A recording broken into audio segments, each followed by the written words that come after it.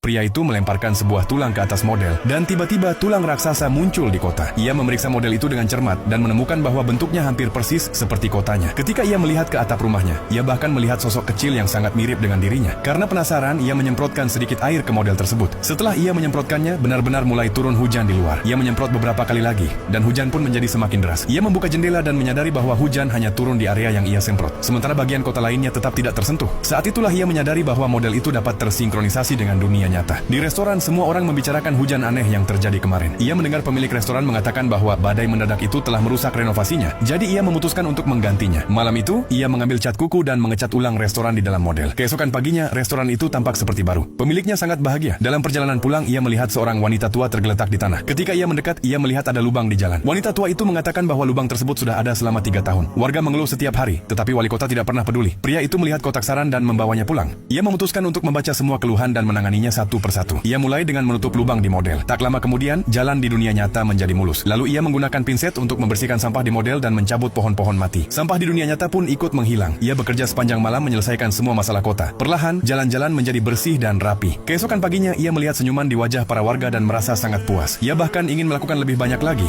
karena perluasan jalan tol telah memutus akses ke kota dan membuat ekonomi lokal menurun. Warga mulai pindah dari sana. Untuk menarik wisatawan, ia membuat papan neon besar di pintu masuk model. Para pengemudi di jalan tol melihatnya dan mulai masuk ke kota. Kota itu kembali hidup. Pada malam hari, papan itu masih bersinar. Ia berdiri di dekat jendela melihat keramaian dengan perasaan bangga. Namun, yang tidak ia duga adalah semua orang mengira itu adalah pencapaian wali kota. Orang-orang mulai memilihnya kembali. Lebih buruk lagi, wali kota dengan tidak tahu malu menerima semua pujian dan mengambil seluruh penghargaan untuk dirinya sendiri. Pria itu langsung marah. Ia mengambil sebuah batu dan memutuskan untuk memberi pelajaran kepada wali kota. Di dunia nyata, batu itu meluncur seperti meteor dan menghantam mobil wali kota. Namun keesokan harinya, wali kota sama sekali tidak marah. Sebaliknya, ia mengatakan bahwa meteor itu akan menarik lebih banyak wisatawan. Orang-orang semakin memujinya dan merasa lebih berterima kasih kepadanya. Pria itu masih merasa tidak puas. Malam itu, ia melihat wali kota berjalan sendirian di jalan. Lalu diam-diam ia meletakkan laba-laba peliharaannya ke dalam model.